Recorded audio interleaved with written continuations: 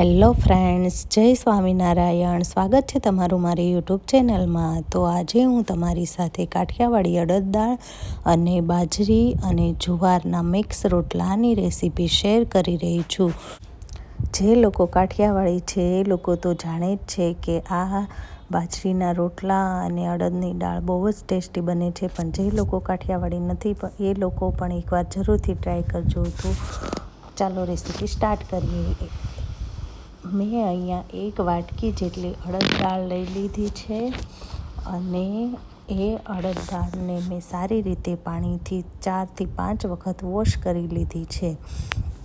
તો તમે જોઈ શકો છો કે અડદ દાળ બરાબર રીતે સાફ થઈ ગઈ છે. હવે આપણે તેમાં સ્વાદ અનુસાર મીઠું ઉમેરીશું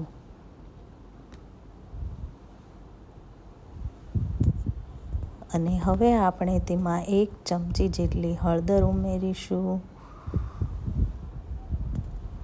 અને હવે આપણે તેમાં 1 થી 2 ચમચી જેટલું ઓઇલ એડ કરીશું. તમે સિંગ તેલ ખાતા હોય તો સિંગ તેલ અને બીજું કોઈ પણ ઓઇલ તમે એડ કરી શકો છો. તો હવે હું કુકરનું ઢાંકણ બંધ કરીને તેને ગેસ પર મૂકીને બાફી લઈશ.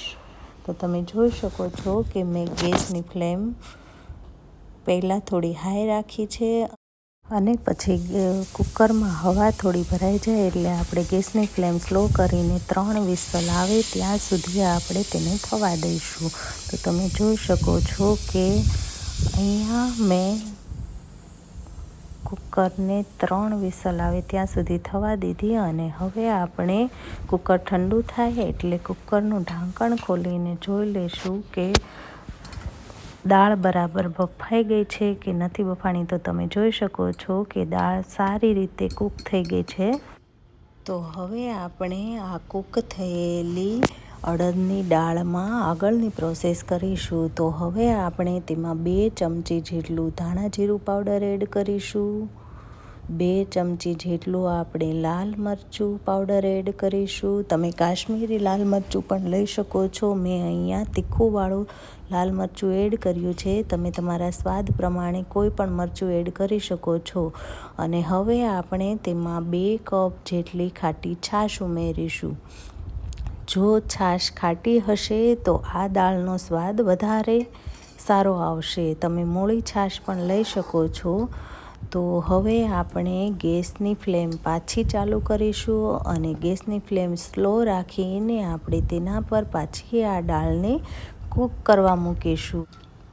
અને હવે આપણે આ બધા મસાલાને સારી રીતે મિક્સ કરી લઈશું અને લો ફ્લેમ પર જ આપણે લગભગ 7 થી 8 મિનિટ માટે આ દાળને થવા દઈશું, ઉકળવા દઈશું. અને હવે આપણે થોડી દાળ ઉકળી જાય પછી તેમાં આપણે 10 થી 12 જેટલા મીઠા લીમડાના પાન એડ કરીશું અને સારી રીતે મિક્સ કરી લઈશું. તો હવે 7 થી 8 મિનિટ થઈ ગઈ છે અને તમે જોઈ શકો છો કે આ દાળમાંથી છાશ જે હતી તે બધી સારી રીતે કૂક થઈને મિક્સ થઈ ગઈ છે દાળમાં. તો હવે આપણે ગેસની ફ્લેમ બંધ કરી દઈશું અને તેમાં ઉપરથી આપણે થોડા કોથમીરના પાન એડ કરી લઈશું. તો તમે જોઈ શકો છો કે આપણી ટેસ્ટી અને સ્વાદિષ્ટ એવી કાઠિયાવાડી સ્ટાઇલમાં કાઠિયાવાડી અડદની દાળ બનીને રેડી થઈ ગઈ છે. તો એકવાર તમે આ દાળને જરૂરથી ટ્રાય કરજો, બહુ જ મજા આવશે. તો હવે આપણે રોટલા બનાવવાની રેસીપી જોઈ લઈએ. રોટલા બનાવવા માટે મેં અહીંયા કાથરોટ લીધી છે. તેમાં સ્વાદ પ્રમાણે થોડું મીઠું એડ કર્યું છે અને હવે તેમાં મેં થોડું પાણી એડ કર્યું છે. અને હવે આપણે તેમાં જુવારનો લોટ થોડો ઉમેરીશું, થોડો બાજરીનો લોટ પણ ઉમેરીશું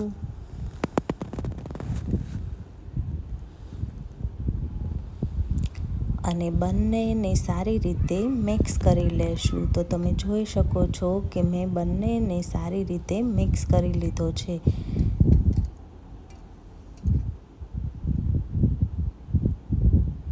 તો હવે આપણે તેમાં થોડું થોડું પાણી ઉમેરતા જઈશું અને સારી રીતે મસળતા જઈશું. આ રોટલાને સારી રીતે મસળવો બહુ જ જરૂરી છે, નહીંતર તમારો રોટલો સારો નહીં બને. તો તમે જોઈ શકો છો કે મેં થોડું પાણી ઉમેરતા જઈને રોટલો સારી રીતે મસળીને રેડી કરી લીધો છે અને એનો ગોળ એવો એક લાડવા જેવો બનાવી લીધો છે અને તેને આપણે બંને હાથની મદદથી ગોળ કરતા જઈશું.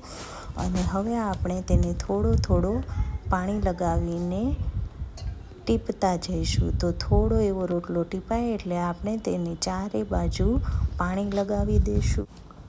તો તમે જે રીતે વિડીયોમાં જોઈ રહ્યા છો તે રીતે આપણે પાણીવાળો હાથ કરતા જઈશું અને રોટલાને ગોળ ફેરવતા જઈશું અને સારી રીતે પાણીવાળો હાથ કરીને આપણે તેને ટીપતા જઈશું. પાણીવાળો હાથ કરવો બહુ જ જરૂરી છે, નહીંતર તમારો રોટલો સારી રીતે ટીપાશે નહીં અને તેમાં તિરાડો પડતી જશે.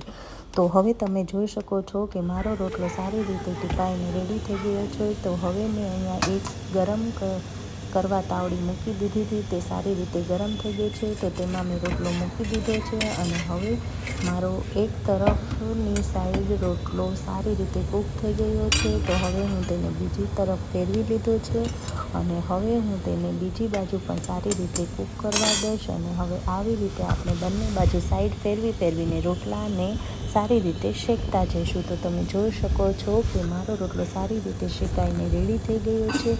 તો હવે આપણે આ રોટલાને લઈ લઈશું ગેસ પરથી અને તમે જોઈ શકો છો કે મારો રોટલો કેટલો સરસ બનીને તૈયાર થઈ ગયો છે. તો હવે આપણે તેની ઉપર થોડું કરતા જઈને 2 ચમચી જેટલું ઘી લગાવી દઈશું અને સારી રીતે તેમાં ચમચીથી ખાડા પાડી દઈશું. ચમચીથી ખાડા પાડવાથી રોટલામાં ઘીનો સ્વાદ બહુ જ સરસ આવે છે. તો તમે જોઈ શકો છો કે કાઠિયાવાડી સ્ટાઇલમાં આપણી અડદની દાળ અને જુવાર બાજરીના રોટલા સર્વ કરવા માટે રેડી થઈ ગયા છે. તો મારી રેસીપીથી આ કાઠિયાવાડી સ્ટાઇલમાં અડદની દાળ અને બાજરીના રોટલા જરૂરથી ટ્રાય કરજો, બહુ જ મજા આવશે. Thanks for watching.